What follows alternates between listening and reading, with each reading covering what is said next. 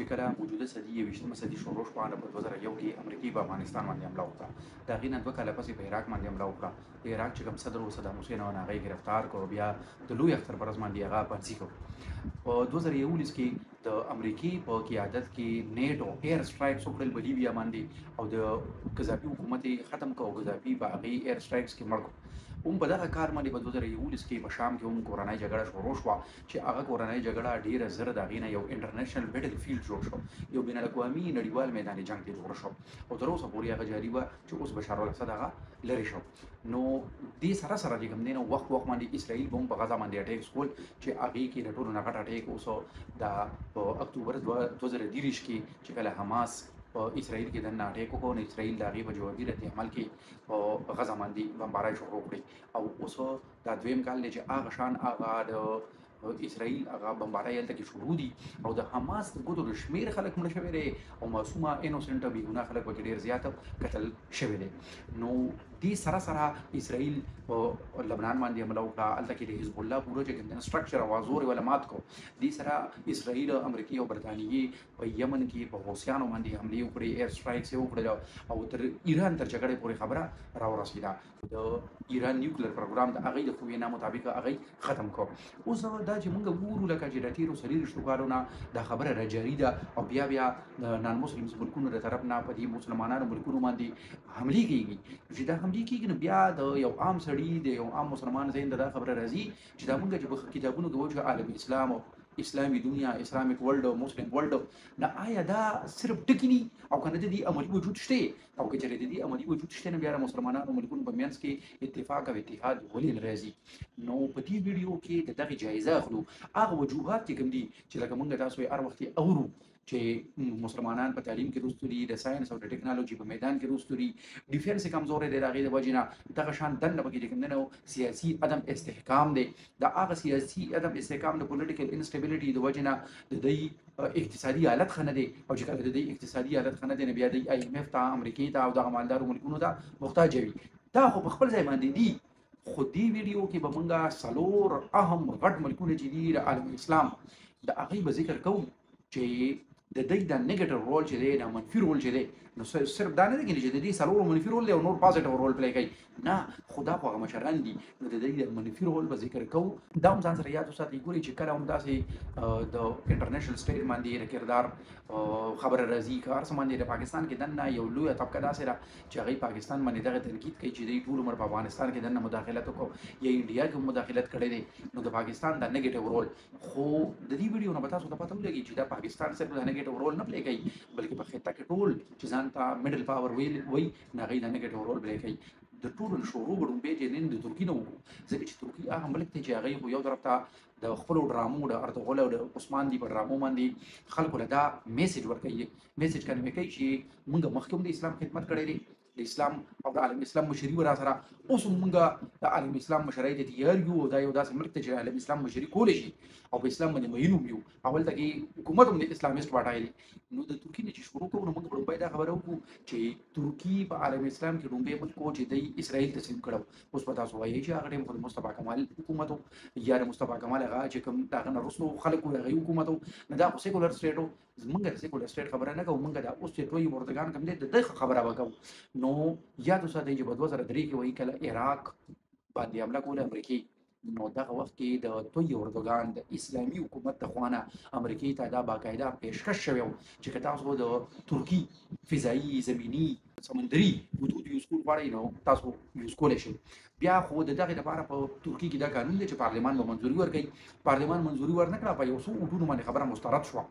نو چې خبره مسترد شوه نو توی اردوګان غلی نه شو بلکې توی اردوګان خپل اګزیکټیو پاور یوز کړو او که زمینی او سمندري حدود نشو ورکولی نو فضایي حدود یې امریکې له ورکړل او امریکې به دغه فضایي حدود د ترکي یوز کول او په عراق کې به حملې کولې کاروایۍ به یې کولې. یو دویمه د دې نه 2 کاله پس او په 2015 کې توی اردوګان اسرائیل ته په دوره باندې راغی او اسرائیل ته چې په دوره لاړ نو هلته کې په خپل تقریر کې او یا هغوی سره ملاقات کې دا خبره وکړه چې د ایران نیوکلیر پروګرام چې دی دا نه صرف د اسرائیل لپاره بلکې د خطې لپاره د ټولې دنیا لپاره یو لویه خطره ده. د هغې نه پس چې کله په شام کې د 2011 نه جګړه شروع شوه او ما تاسو ته وکړي چې د دې نه یو نړیوال میدان جنګ جوړ شو نو په دغه نړیوال میدان جنګ کې ترکی هم خپل منفي کردار ادا کو او ترکی هم په شام کې دنه حمله کوي ترکی په عراق کې هم دنه ایر سټرایکس کړي حمله کړي د بچا باندې په کورګو باندې په هغه چا باندې چې کوم دغه نه دی خوښ نو وګورئ دې ځای کې اوس دا یو سوال نه پیدا کیږي چې آیا ترکی دغه خپل مسلمانانو او برادر او همسایه ملکونو د شام او د عراق چې فضایي حدود دي هغې خلاف ورزي ونه کړه مات نه کړل د هغې د حاکمیت خلاف لړل نه د هغې د حاکمیت خلاف لړل او هلته کې چې په چا باندې بمبارۍ کولې نه هم مسلمانانو اوس د ترکي نه پس چې ذکر کوو نه به ایران ذکر وکړو ایران باره کې تاسو هم په سوشل میډیا باندې به دا وینئ خلک پوسټونه ورکوي چې ایران یو واحد ملک دی چې هغه په مسلمانانو ملکونو کې نر دی او د فلسطین په شا باندې ولاړ دی د حماس په شا باندې ولاړ دی او دا خبره دا چې د حماس په شا باندې ولاړ دی خو ایران نه په اسلام باندې مین دی نه په عالمي اسلام باندې مین دی ایران د اسرائیل خلاف جهاد نه کوي بلکې دا د ایران خپل ذاتي مفاد دی څنګه ذاتي مفاد دی چې ایران په اسلام او په عالمي اسلام باندې مین وي نو 2 کاله که 3 کاله مخکې د ایران یو خپل وزیر دا بیان ورکړو چې د عرب دنیا د اسلامي دنیا سلور کیپټلز چې دي دا زمونږ په قبضه کې دي سلور دارالحکومت کم بغداد بیروت دمشق او صنعا نو چې دا سلور کیپټل ستاره پردو ملکونو قبضه کړي دي د خپل پراکسي په ذریعہ باندې نو دا تخ کړي دي آیا تا په سلور ملکونو کې دنه مداخلت درې کړي تا په دغه سلور ملکونو کې دنه دغه حاکمیت نه چیلنج کړي نو چې دا لري کړي دي د سره باره دي کړي دي آیا دي کې اسلامي دنیا ته یا اسلام ته ګډه ملاويږي نه صرف تا ته ګډه ملاويږي د خپل نیشنل انټرست لپاره ته الته کې تلې او الته ناشوي او صرف ناشوي نه بلکې په شام کې ته هغه جابره او ظالمه بشار الاسد هم سپورټ کې کوم چې د کوم پالیسۍ مکمل د ولس خلاف دي او دا هغه لاس چې دی نه بزرګونو خلکو وینو باندې سور دی او تا هم چې کوم دی چې دا نور کیپټلز کوم قبضه کړي دي نه اسی د نه دي قبضه کړي بلکې په دغه کیپټلز کې تا بزرګونو خلک قدر کړي دي خپل مخالفین دي قدر کړي دي بیا تا ته دومره غټه بریا ترلاسه شوې ده چې تاسو ته بیا دي چې یو کال مخکې په پاکستان کې هم دنه ایر سټرایکس کړو نو کو د دې نه خدا معلومیږي چې د ایران ته نور طاقت ملويږي نه ایران نور خوريږي او د سلورو کیپټلز خبره چې کوي چې دا زموږ قبضه کې دي نه کېدای شي چې طاقت ورته ملاو شو او سلوري ورپسې نور قبضه کړو او داسې به مخکې باندې روانو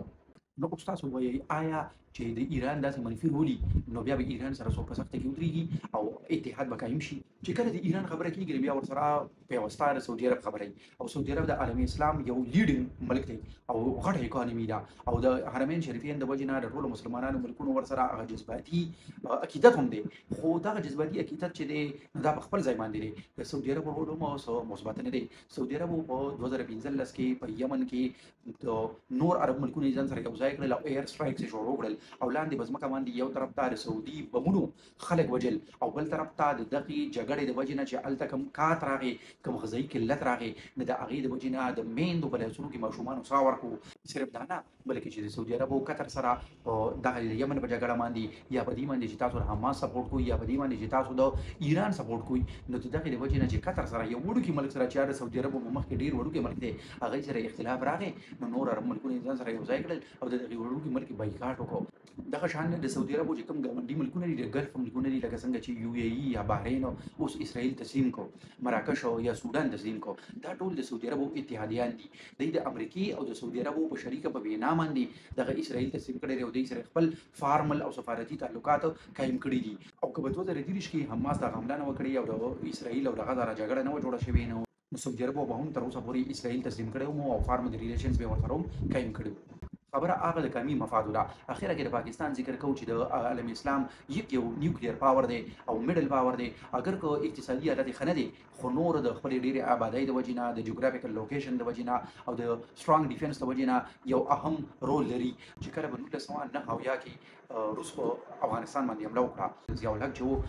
هغه چې یو غیر مسلم ملک او یو مسلمان ملک باندې حمله کړې ده لہذا د پاکستان اوس فرض جوړیږي چې د خپل مسلمان ملک او د خپل ګاونډي ملک د مدد د بهر الته کې لاړ شي او دغه غیر مسلم ملک خلاف جهاد وکړي نو دغه جهاد لس کاله وکړو روس دلته نه ووته خو هغه د جهاد خبره چې دا نه هغه وخت د روغ ثابته شوه چې کله په 2001 کې امریکای په افغانستان باندې حمله وکړه نو بیا خو په کار دا وه چې یو پیرې ته بیا په دغه وخت کې چې کوم فوجي حکومت و د پاکستان چې هغه یې ویلي وو چې وګورئ یو نان مسلم ملک بیا په یو مسلمان ملک باندې حمله وکړه نو په کار ده چې د افغانستان سره ودرېږو خو افغانستان سره د ودرېدو په ځای باندې افغانستان خلاف امریکای له اډه ورکړه نو چې امریکای له اډه ورکړه نو خلکو ته دا پته ولګېده چې هغه لومبۍ جګړه چې کومه وه د روس جګړه نه هغه هم جهاد نه و بلکې د امریکای لپاره وه دا هم د امریکای لپاره ده نو چې کله پاکستان غونډه کې ملک و چې هغه په عالم اسلام کې یو سترونګ ډیفنس لري هغه یو د امریکای لپاره د خپلو ګاونډي ملکونو کې مسلمانانو ملکونو کې دننه مداخلت کوي او هغوی له لاره ورکوي، نو بیا به په عالم اسلام کې څنګه اتحاد راشي؟ قدرمنو ویلی شي چې په بین الاقوامي تعلقاتو کې یو څیز مستقل نه وي، که مستقل وي د هغه قومي مفاد وي. هر یو ملک خپل قومي مفاد ته ګوري او فیصلې اخلي، او چې کله هر یو ملک خپل قومي مفاد ته ګوري او فیصلې اخلي، نو بیا خو دا 50 یا 50 ملکونه جوړیږي. نو دغه عالم اسلام یا اسلامیک ورلد او مسلم ورلد دا به صرف د خولي خبره وي او دا به په حقیقت کې هیڅ وجود نه لري. بله خبره دا ده چې د نن دور چې دی دا د اقتصاد دور دی او هر یو ملک خپل اقتصادي ګټو ته ګوري یا نور ملکونو سره تعلقات ساتي. ځکه خو په 2019 کې یو پیرې ته د سعودي عربو او د یو اي فارن منسټرز دواړه په یو ځل باندې اسلام آباد ته په دوره باندې راړل او د پاکستان د هغه حکومت سره یې بیټک وکړو. هغوی ته یې دا خبره وکړه چې د خدای خاطر وکړئ چې د کشمیر د مسله چې ده دې ته تاسو اوس د عالم اسلام مسله مه وایئ، بلکې دا د پاکستان او د هندوستان په منځ کې یو مسله ده، دا د اسلامي دنیا یو مسله نه ده او موږ دې وباسئ. ولې چې د دغه عرب او مالداره ملکونو د انډیا نه زیات مفادات او ګټې دي د پاکستان مقابله کې. مثال هم د انسانانو د ذاتي غرض دی چې په دنیا کې د ټولو نه خوږ څیز ذاتي غرض دی او د خپل ذاتي غرض لپاره انسانان بیا څه نه کوي. همدغه شان د ملکونو مثال دی، د پرون دشمنان نن دوستان دي، د پرون دوستان نن دشمنان دي، د څه د وجې نه؟ د قومي مفاد د وجې نه. امید دی چې د ویډیو نه به زده کړه کړې. په دې ویډیو کې به بلې موضوع سره راشو. د لوی الله په امان.